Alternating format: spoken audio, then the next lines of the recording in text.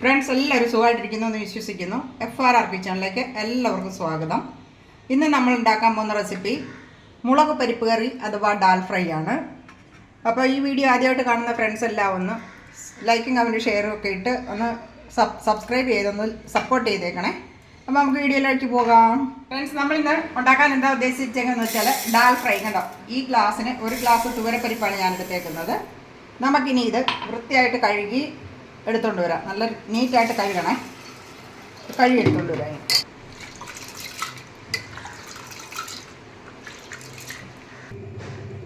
നമ്മൾ തോരപ്പരിപ്പൊക്കെ കഴുകി റെഡിയാക്കി കൊണ്ടുവന്നിട്ടുണ്ട്. ഇനി നമ്മളതിലേക്ക് കുറച്ച് ഉപ്പിട്ട് കൊടുക്കുവാണ്. നമ്മുടെ കറിക്ക് ആവശ്യമായുള്ള ഉപ്പ് വേണമെങ്കിൽ ഇപ്പം തന്നെ ഇട്ടേക്കാം. അത് ഇട്ടിട്ടുണ്ട്. അതിനുശേഷം കുറച്ച് മഞ്ഞൾപ്പൊടി അതും കൂടി ഇട്ട് കൊടുക്കാം. അതിനുശേഷം നമ്മൾ എന്താ ചെയ്യണമെന്ന് വെച്ച് കഴിഞ്ഞാൽ നഖത്തെ വെള്ളം ഒഴിക്കുവാണേ. നഖത്തെ വെള്ളം ഒഴിച്ചതിന് ശേഷം ഒറ്റ വിസിലേ നമ്മൾ അടുപ്പിക്കുന്നുള്ളൂ.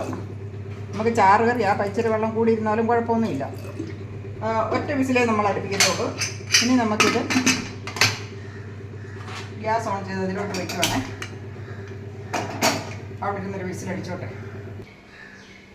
അപ്പോൾ നമ്മുടെ പരിപ്പ് അപ്പുറത്തോട്ട് ഞാൻ മാറ്റിയിട്ടുണ്ട്. അതവിടെ ഇരുന്ന് വിസിലടിക്കട്ടെ. ആ സമയം കൊണ്ട്, അത് വിസിലടിക്കുന്ന സമയം കൊണ്ട് നമുക്ക് ഇതിനുള്ള മസാലകൾ റെഡിയാക്കി എടുക്കാമേ.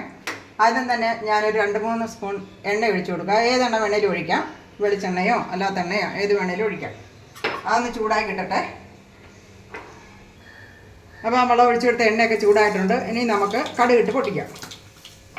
ആ കടുക് പൊട്ടുന്നതിൻ്റെ കൂടെ തന്നെ നമ്മളൊരു സ്വല്പം ജീരകം കണ്ടോ അതും കൂടെ അങ്ങ് ഇട്ട് കൊടുക്കുവാണേ. ഇനി നമുക്ക് തിരി ഒന്ന് ചെറുതായിട്ടൊന്ന് താഴ്ത്തി വെക്കണം.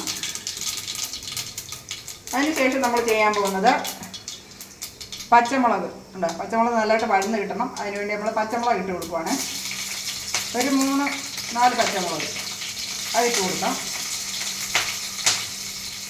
അതിനുശേഷം ഇഞ്ചി വെളുത്തുള്ളി അത് രണ്ടും കൂടി ഇട്ട് കൊടുക്കാം. ആദ്യം വെളുത്തുള്ളി ഇടാം. അതിനുശേഷം ഇഞ്ചി കൊത്തി അരിഞ്ഞത് അതും കൂടി ഇട്ട് കൊടുക്കുവാണ്. ഒന്ന് നമുക്കൊന്ന് ഇളക്കി കൊടുക്കാം.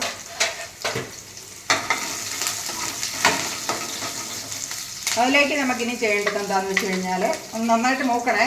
വെളുത്തുള്ളിയൊക്കെ ഒന്ന് നന്നായിട്ട് മൂത്ത് കിട്ടട്ടെ. എന്നാലും നല്ലൊരു ടേസ്റ്റ് ഉണ്ടാകത്തുള്ളൂ. ടേസ്റ്റും മണമൊക്കെ ഉണ്ടാകത്തുള്ളൂ. ഇനി 2 ചുമലമുളക്, കക്കാമുളകാണ്, അതിട്ടൊന്ന് വഴറ്റി കൊടുക്കാം. അതിനുശേഷം കുറച്ച് കറിവേപ്പില അതിട്ട് കൊടുക്കാം.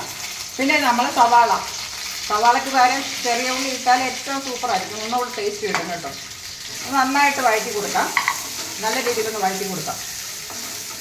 അപ്പം നമ്മുടെ ഈ സമയം കൊണ്ട് നമ്മുടെ വിസിലടിച്ചിട്ടുണ്ട്. അത് നമ്മൾ ഓഫ് ചെയ്ത് വെക്കുവാണേ. അവിടെ ഇരുന്ന് തണുത്തോട്ടെ. അപ്പോൾ നമ്മൾ ഇട്ട് കൊടുത്ത സാധനങ്ങളെല്ലാം നല്ലതായിട്ട് വഴന്നിട്ടുണ്ട് കണ്ടോ. ഇതാ ഈ പരുവത്തിൽ വഴറ്റണം. ഇനി അതെല്ലാം കൂടി ഇങ്ങനെ ഒന്ന് കൂട്ടി വെച്ചിട്ട് ഒരു സ്വല്പം മുളക് പൊടി അധികം ഇടണ്ട, കുറച്ച്. അത് നമ്മൾ ഇത്ര ഇടുന്നോളെ. ഒരിച്ചിരി കൂടി ഇട്ട് കൊടുത്തേക്കാം. അത് ഇട്ട് കൊടുത്തതിന് ശേഷം അതിൻ്റെ പച്ചമണം മാറുന്നത് വരെ ഒന്ന് ചെറുതായിട്ടൊന്ന് ചൂടാക്കി എടുക്കുക. നന്നായിട്ട് ചൂടായിട്ടുണ്ട്. ഇപ്പം ചൂടായതിന് ശേഷം നമ്മൾ നേരത്തെ അരിഞ്ഞു വെച്ച തക്കാളി അതിലേക്ക് ഇട്ട് കൊടുക്കുവാണേ. നന്നായിട്ട് ഒന്ന് ഇളക്കി യോജിപ്പിക്കാം. നമ്മൾ തക്കാളി ലാസ്റ്റിലേ ഇടാവുള്ളൂ. കാരണം തക്കാളി നേരത്തെ ഇട്ട് കൊടുത്താലേ നമ്മുടെ സവാളയും ഇതൊന്നും വഴന്ന് കിട്ടത്തില്ല നല്ലതായിട്ടേ. അതുകൊണ്ടാണ് ലാസ്റ്റിൽ തക്കാളി ഇട്ട് കൊടുക്കുന്നത് കേട്ടോ. ഇനി നമുക്കിതൊന്ന് മൂടി വെച്ച് തക്കാളി ഒന്ന് വേകുന്നിടം വരെ ഒന്ന് മൂടി വെച്ച് വേവിക്കാം. അപ്പം നമ്മളൊന്ന് തുറന്ന് നോക്കുവാന്നേ. ടൊമാറ്റോ ഒക്കെ വെന്തോ നോക്കട്ടെ. ഏകദേശം നന്നായിട്ട് വെന്തിട്ടുണ്ട് കണ്ടോ. വെന്തരിഞ്ഞിട്ടുണ്ട് കണ്ടോ. ഇനി നമ്മൾ അതിലേക്ക് കുറച്ച് ഹിഞ്ചിട്ട് കൊടുക്കുവാണേ. കായപ്പൊടിയാണ് ഞാൻ ഇട്ട് കൊടുക്കുന്നത്. സ്വല്പം ഇട്ട് കൊടുത്താൽ മതി, അധികമൊന്നും ഇടണ്ട. എന്നിട്ട് നന്നായിട്ടൊന്ന് ചൂടാക്കുക. നല്ല രീതിയിലൊന്ന് ചൂടായി കിട്ടട്ടെ. അതിനുശേഷം നമ്മൾ നേരത്തെ ഒരു വിസിലടുപ്പിച്ച് വെച്ചിരുന്ന പരിപ്പ് കറിയാണ്. അത് തണുത്തിട്ടുണ്ട്. ഒറ്റ വിസിലേ നമ്മൾ അടുപ്പിച്ചിട്ടുള്ളൂ. ഇനി നമുക്കത് ഇതിലേക്ക് ഒഴിച്ചു കൊടുക്കാം. അതൊക്കെ ഒഴിക്കാം. നല്ലതായിട്ട് കണ്ടോ. ഇപ്പം തന്നെ ആവശ്യത്തിന് കളറും ആയിട്ടുണ്ട്. വെള്ളമൊക്കെ ആവശ്യത്തിന് ഉണ്ട്. ഇനി വേണമെങ്കിൽ ഒരു സ്വല്പം വെള്ളം ഇതിനകത്തോട്ട് ഒഴിച്ചിട്ട് നമുക്ക് ഇതൊന്ന് കഴുകി അതിനകത്തോട്ട് ഒഴിച്ചു കൊടുക്കാം. സ്വല്പം ഒഴിച്ചാൽ മതി. ഈ സമയത്ത് നമുക്ക് ഉപ്പൊക്കെ ഉണ്ടോ നോക്കാം. ഉപ്പ് വേണമെങ്കിൽ നമുക്ക് കുറച്ചങ്ങോട്ട് ഇട്ട് കൊടുക്കാം. എന്തായാലും ഒന്ന് ഇതിൻ്റെ പരിപ്പയിലോട്ട് ഈ നമ്മൾ ഇട്ട് കൊടുത്ത മസാലയൊക്കെ ഒന്ന് പിടിക്കണമല്ലോ. അതിന് വേണ്ടിയിട്ട് നമുക്കൊന്ന് മൂടി വയ്ക്കാം. ഒന്ന് മൂടി വെച്ച് ഒരു 1-2 മിനിറ്റ് അവിടെ ഒന്ന് വേകട്ടെ. നമ്മളിനി തുറന്ന് നോക്കുവാണേ.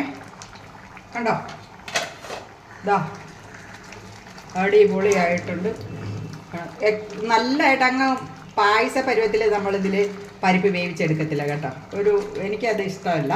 അതിന് ഇഷ്ടമുള്ളവർക്കും അങ്ങനെ വേണേലും വേവിക്കാം. പക്ഷേ ഇത് ഈ പരുവത്തിൽ കഴിക്കുന്നതാണ് നല്ല ടേസ്റ്റ്.